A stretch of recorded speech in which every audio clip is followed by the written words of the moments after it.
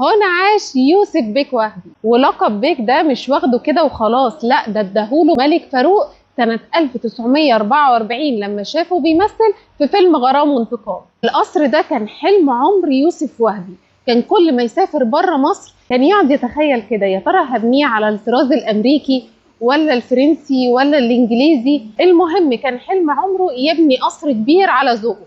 وبعد طلاقه من عيشة فهمي يوسف وهبي كان مفلس تماما، بس في نفس الوقت كان عايز يحقق حلم عمره، فاشترى حتة أرض في منطقة الهرم وكان بيسدد فلوسها بالتقسيط المريح، بس برضه كان بيواجه صعوبة في تسديد القسط ده بعد ما بيدفع مرتبات الممثلين لحد سنة 1932.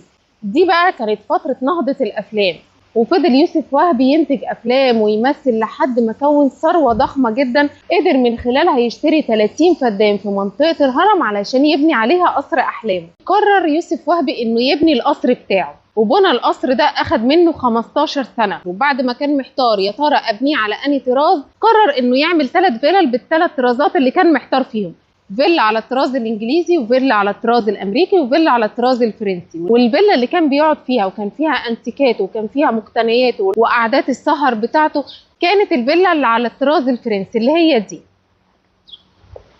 عاش فيها يوسف وهبي لحد ما توفى، والفيلا دي تلاقوا عليها دايما الحمام دونا عن بقيه المبنى كله، تلاقوا فوقيها الحمام بالمنظر ده طاير حواليها واقف فوقيها على طول. القصر كان مبهر لدرجة ان الملك فاروق زاره مرتين بشكل رسمي، ويتفاجئ بعدها يوسف وهبي ان الملك فاروق بيعرض عليه ان ياخد القصر بتاعه ده مقابل انه يديله البشوية. فكرني كده في فيلم الايدي الناعمة لما البرنس احمد مظهر راح للراجل بتاع البسبوسة قال له تاخد نشان وتديني حتة بسبوسة. عاوزين بكام؟ عاوزين بده. ايه ده؟ اديني حته من الحرف بس تكون مقرمشه. بس دي مش حته بسبوسه، ده حلم عمره اللي فضل سنين كتير جدا علشان يجمع في فلوسه ويبنيه بالشكل ده. وطبعا يوسف بيك رفض انه ياخد البشويه مقابل انه يديله القصر. طبعا هتسالوني القصر ده بتاع مين دلوقتي؟ يوسف وهبي باعه وهو عايش، بس فضل عايش في الفيلا بتاعته دي لحد ما مات.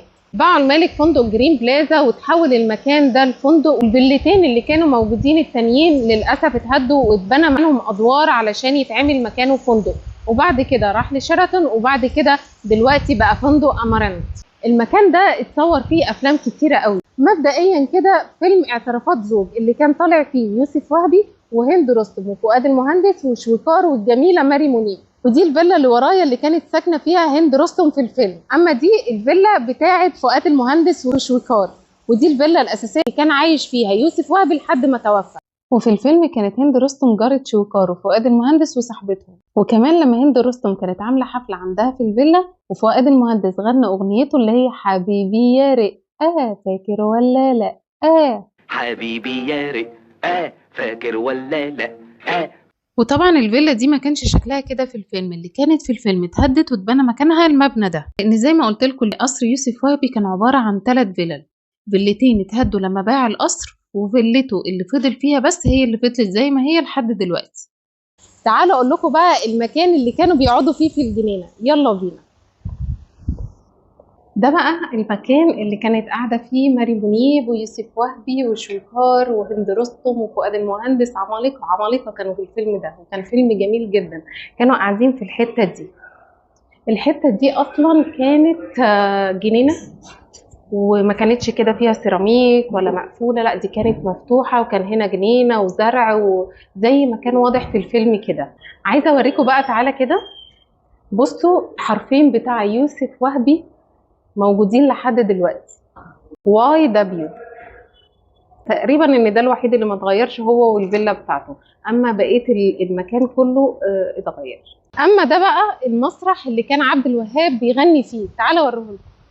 ده المسرح اللي غنى فيه الموسيقار محمد عبد الوهاب اغنيه ليل يا عين او عاشق الروح في فيلم غزل البنات. والمكان دلوقتي بقى مطعم الفندق. كان نفسي طبعا اصورهولكم لكن للاسف ما ينفعش. فيلم غزل البنات كان من بطولة نجيب الريحاني وليلى مراد وأنور وجدي، والفنان يوسف وهبي ظهر في مشهد واحد في الفيلم وكان طالع بشخصيته واسمه الحقيقي.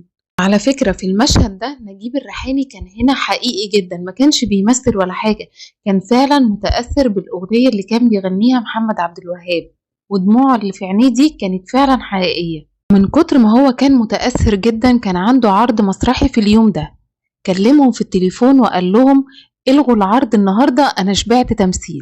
وأثناء تصوير الفيلم توفى الفنان نجيب الريحاني بعد إصابته بمرض التيفويد، واضطر أنور وجدي لأنه كان مخرج الفيلم في الوقت ده إنه يجيب شبيه لنجيب الريحاني ويظهره بظهره بباقي مشاهده. وعايزة أقول لكم إن دي كانت آخر أمنية للفنان نجيب الريحاني، لأنه قال لليلى مراد بالنص نفسي أمثل معاكي في فيلم قبل ما أموت، وفعلا ده كان آخر فيلم ليه ومثل فيه مع ليلى مراد قبل ما يموت.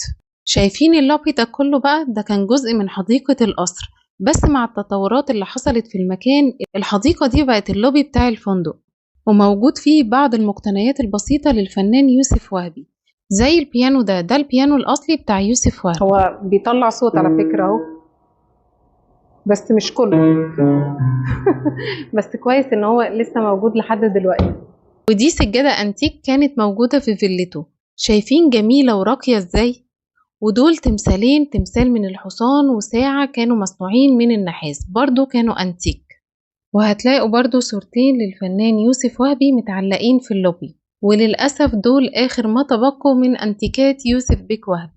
اما هنا اتصور مشهد من فيلم المتسول بطولة عادل امام واسعاد يونس، لما كان عادل امام طالع بدور متسول وعامل نفسه كفيف، وكان بيقف قدام الفندق هنا علشان يشحت ويقول نو دولار ايجيبشن ماني.